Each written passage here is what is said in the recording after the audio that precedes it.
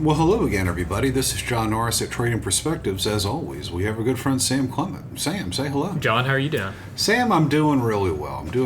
But I'm beginning to feel a little, maybe, I don't know, insecure about all the possessions I've accumulated in my life. Why is that?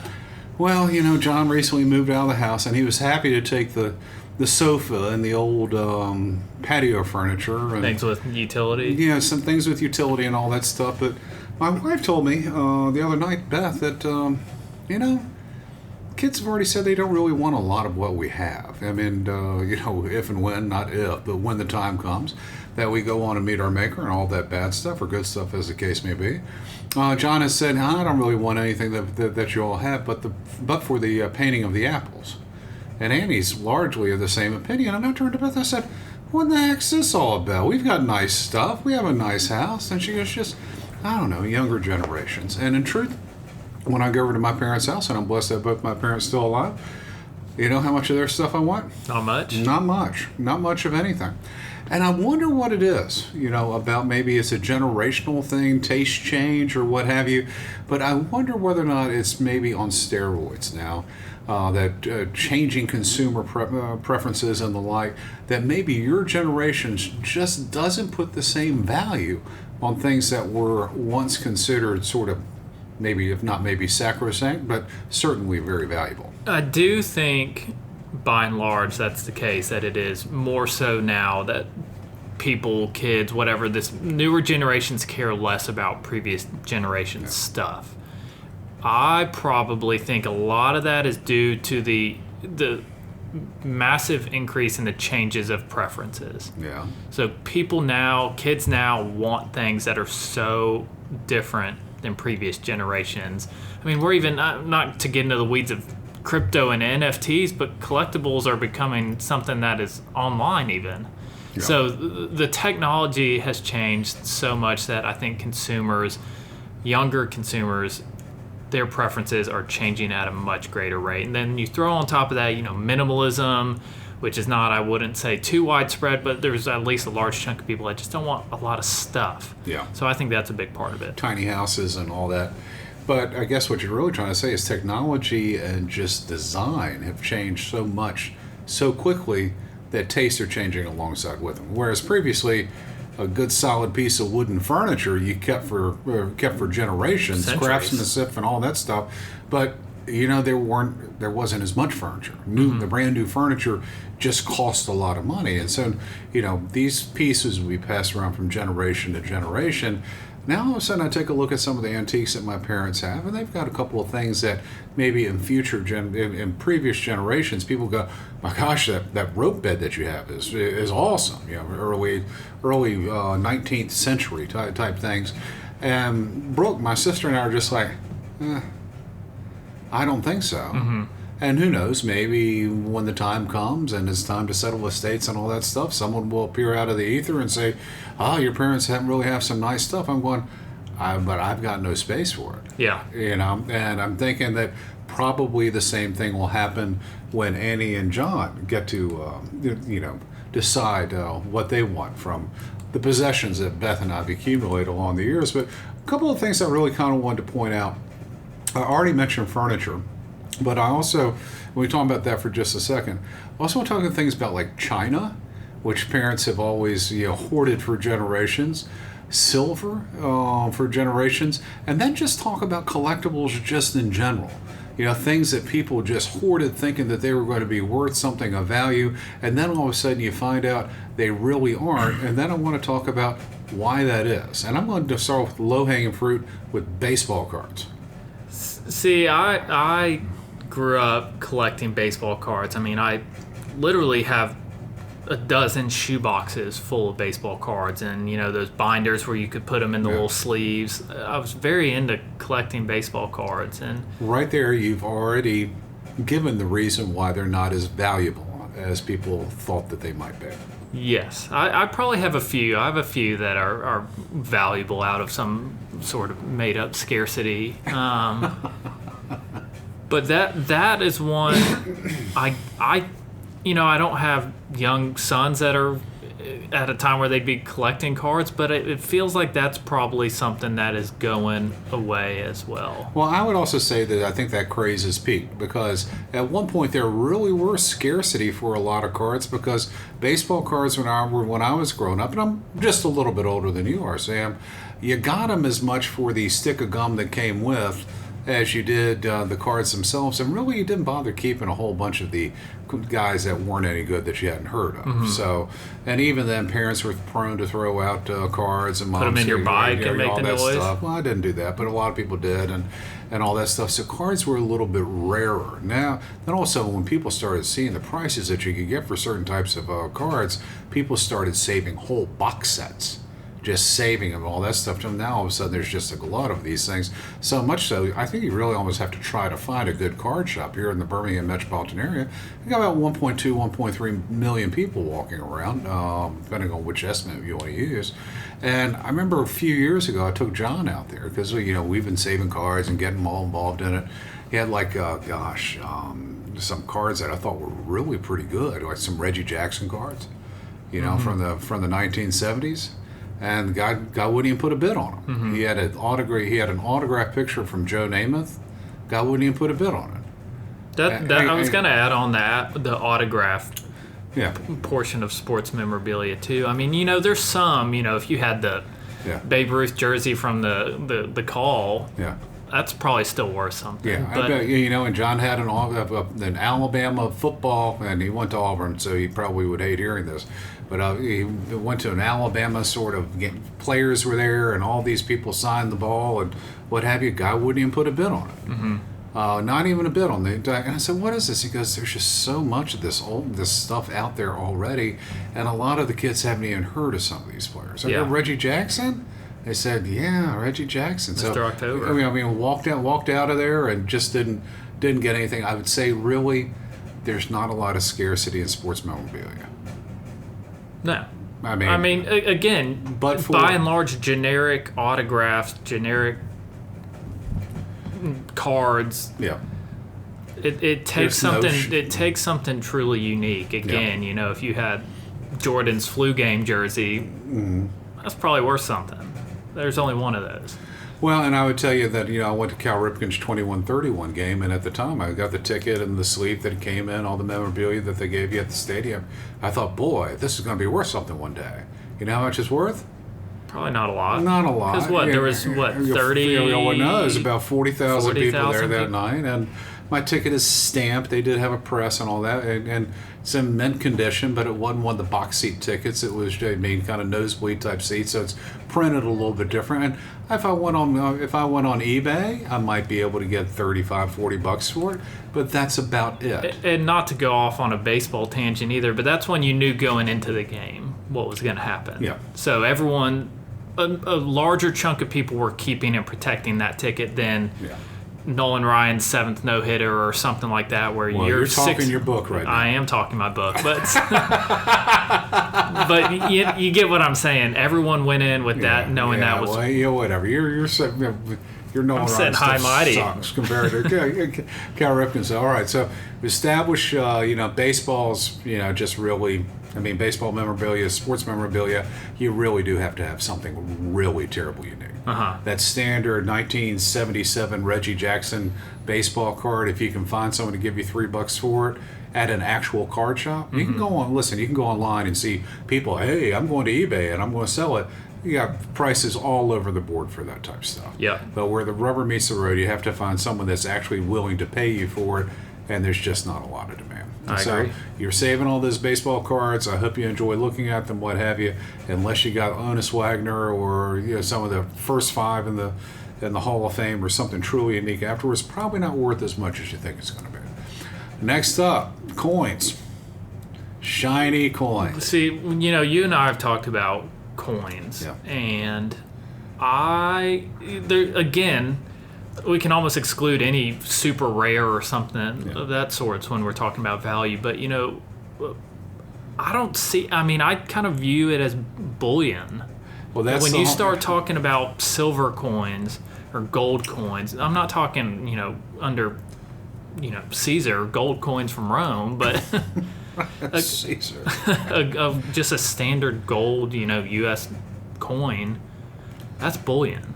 Well, in a lot of ways, you're right. And truthfully, if you're sitting onto a whole bunch of coins and you find there, you got some JFK silver dollars, or Eisenhower half dollars, or is it the other way around? I can't keep it straight. Those Susan B. Anthony silver dollars, Sacagawea, all these things. I hate to tell you this, they're pretty much worth whatever's stamped on the front of it. There's not a lot of precious metal in those things, if anything after 1963, 64, I think it was the last year that there was actual silver in U.S. coins. So everything after that is a zinc copper sort of type alloy, and really it's not worth terribly much. The reason why is because the U.S. Bureau of Engraving and Mint made a lot of them, literally millions, and in some cases tens of millions. So you have any sort of recent issue coin, unless you keep it completely in mint condition, never left the box, all that stuff, that might have a little what's called numismatic value in about 4 generations. Until such time, not a whole lot. You might be able to get a little bit above face value, but for not terribly much.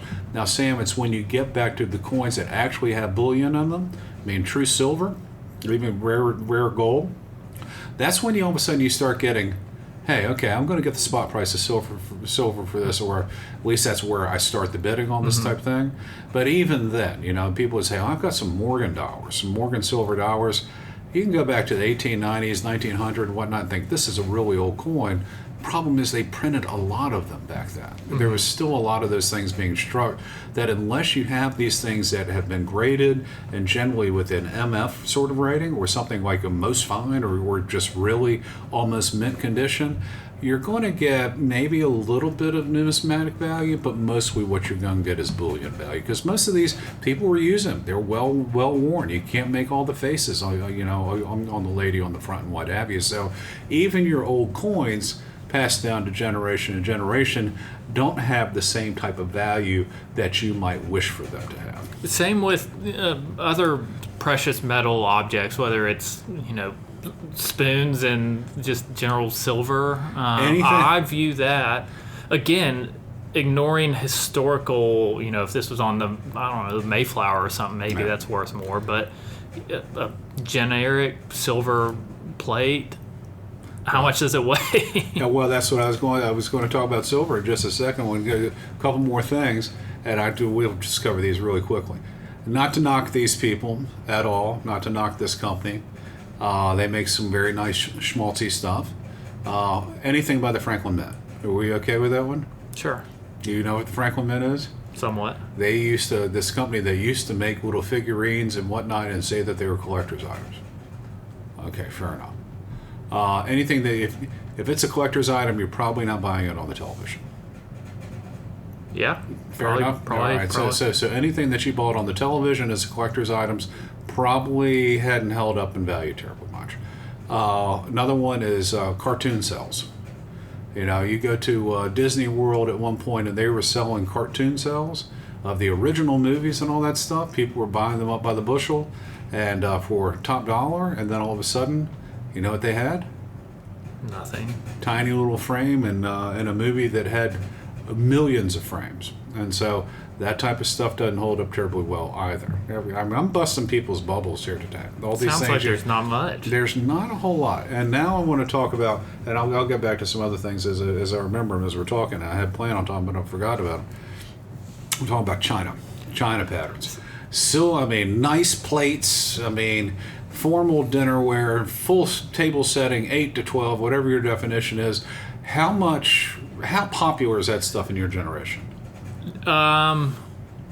It's obviously not as popular as it once was. It's not you must register for this kind of thing when you're getting married. I think it may be making a little bit of a comeback, but I kind of group it similarly to furniture that you talked about in the sense that it's maybe a nice chair, still a chair, maybe a nice plate, still a plate.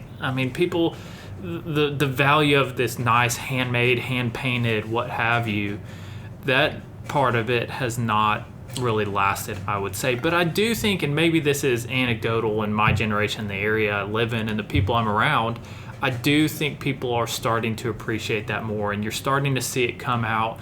We're talking 2 generations older than my generation. That's the generation where I think you're really starting to see stuff be passed down, this really fine china. Yeah, and I think it's starting to be appreciated, maybe a little bit more. So I think that may be one that might be turning positive in terms of how much people appreciate it now. But it's less about, I have zero interest in registering for a nice set of brand new china. Well, I mean, Hannah's probably pretty glad of that you're not registering for another... Well, we didn't register for it. But my point is, I think she would be interested, and I honestly probably would be too, whether it's her grandmothers or my grandparents or, that there's something beyond just the fact that it was a nice plate or what have you. Yeah, okay, because I think that's where it's coming back a little. I think that's a little bit surprising to me because I don't make a habit of going to estate sales. However, I will occasionally go to an estate sale. And generally what I have found at, again, estate sales is they almost can't give china away unless it's really some obscure brand or pattern from France or something that's really terribly unique. The china always seems to be almost the last thing to go. All you need is like a single missing salad plate out of a full set, and then all of a sudden the value drops pretty precipitously. Sort of like you're not going to pay the same amount for a 50 card deck, are you? Of course not. No. And that's the same thing. The same thing with china patterns. So I'm kind of surprised to hear you say that because we don't attend a ton of weddings, but the weddings that we have attended and bought things off the registry, don't see a lot of fine china out there. See everyday flatware, and we'll get to silver in just a second. And I'm wondering now what you said about china, whether or not would you say that your generation is a little bit more appreciative of this in the fact that they would like to have fine china and would prefer to buy their own, or they're happy to get them from passed down? I think the pass down element is a part of it. Okay. Even if I had to pay for it, I'd rather pay for the one that was coming down generations from my family than going out and getting a brand new one. But in terms of, let's say, big dollars, would you want or be willing to pay top dollar for someone else's china? No. So it's not just china in general, it's the fact that it's china that's coming down from family members. Largely, yes. Okay, and you think that's probably pretty? I don't think that's widespread of your generation. But I do think it's coming back a little bit. I do think you're seeing some kind of green shoots of people in areas, and kind of starting to appreciate things of a past generation that were better quality and what have you. And furniture is the same way. I do think it's nowhere near where people appreciate it as much. Yeah. And I'm not going to act like I do either. But, there are pieces, you see things, and there's nice antique stores where it's things from the 1700s in France, these handmade wooden pieces that are in immaculate condition. And that's where I was going to make the point when we talk about silver in just a second. It's still that scarcity value that is the driver of price. Not, hey, got a whole bunch of Depression-era furniture from Royal. That's still, you want a bunch of that? But if you see a truly great piece of furniture made by an obvious craftsman, even if it's something as old fogey as a 4-poster bed, when you see a quality piece of furniture, you see that and recognize that. However, you just want to pass down the end table, that's 40 years old. You don't care anything about that. Yeah, and I guess that's kind of how most of these things we're talking about are. Yeah. That there's this spectrum, and that very high end, the Jordan flu game jersey is no different than the. I don't even know what you're talking about with that. The game where he had the flu in the playoffs against the Jazz. Okay. Where he jumped up in the air after making a buzzer beater. Oh, that? Okay. I didn't know he had the flu during that. There you go. All right. I learn something new every day, particularly from Sam. All right. That takes us to silver. Like silver trays, all that stuff. What do your generation think about this? Is it same as furniture passing on along, or unless it's truly a unique piece from a renowned silversmith, a Paul Revere, or some French English master from back in the day?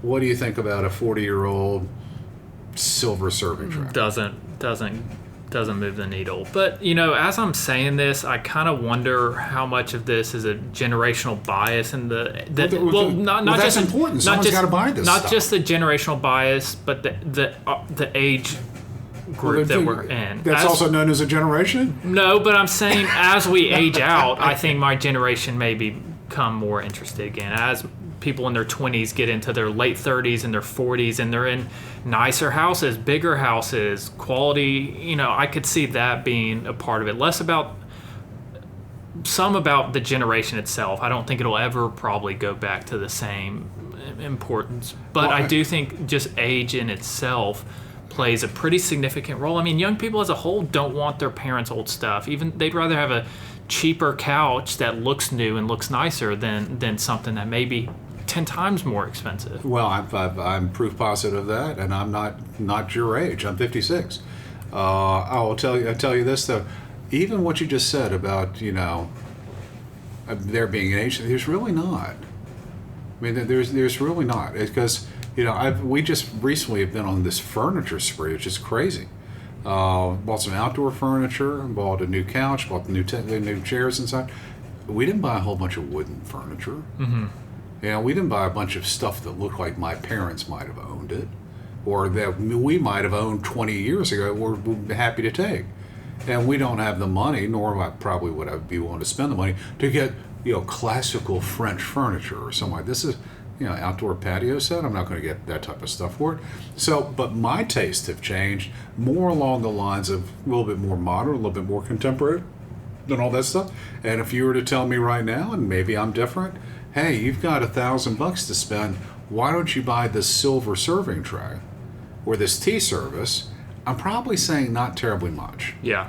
Probably saying not terribly much. Most of it's played anyhow, but even if you could find a full sterling silver serving tray, how much is that really worth to anyone when you go to execute an estate if, say, it was made in 1950? Yeah, not a whole lot. What's it worth? Bullion. Yeah. Maybe a shade melted down. Melted down. I mean, that's truth. People might be out there saying that's crazy. That's not the case.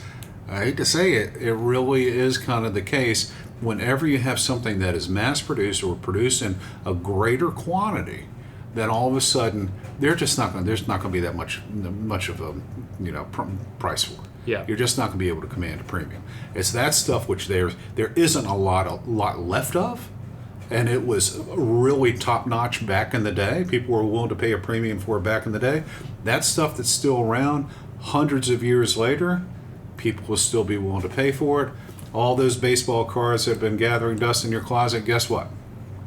There are a lot of other people out there that have baseball cards gathering dust in their closet. All those people, you bought those coin sets, and the reason why I'm bringing up coin sets because I bought a bunch of them for John. You have to put it in his stocking when he was a kid for Christmas. Every year, got the new coin set. You know what he left when he moved out of the house? I have a guess. Yeah, well, that amongst some other stuff I thought that he would enjoy collecting. That stuff has absolutely no appeal. Same thing with china patterns. I love our china pattern. It's beautiful. We never use it because I'm scared of breaking it. Yeah. However, my mom collects china like it's crazy. Blessed to have her still alive.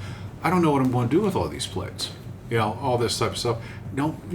Happy to take them, I guess, but it doesn't have the same appeal to me as it did to her when she was collecting all these type of things. So when you kind of take a look at things and you trying to figure out what sort of special item, Antiques Roadshow, that type of stuff that I've got out there that's really going to be a surprise when I go into retirement or someone's got to execute my will, the chances are probably not as valuable as you would like, unfortunately, due to the fact that there's a reason why things are called scarce. And what you have is probably not as scarce as what you think. People don't like to hear it, but they don't like to hear it, but you got to sometimes. So with that, Guys, we always love hearing from you. Also, if you have any comments or questions, please, by all means, let us know. You can always drop us a line at tradingperspectives@oakworth.com, or you can leave us a review on the podcast outlet of your choice. If you're interested in reading more or hearing more of what we got to say or how we think, you can always go to oakworth.com, OAKWORTH.com. Take a look underneath the Thought Leadership tab, which is towards the right-hand side of the page. Scroll down and you'll find links to all kinds of interesting articles and exciting information, including links to previous Trading Perspectives podcasts, links to our blog/newsletter called Common Sense, and links to our quarterly analysis called Macro and Market, as well as recently some nice pieces by a couple of our client advisors. John Hensley had a nice piece that's out there. Janet Ball had a nice piece that's out there. I think Richard Littrell had a piece that's out there, as well as commentary always from Mac. From Mac and our advisory services team. So with that, do you have anything else to say on this topic? That's all I got. That's all I've got today too. Y'all take care.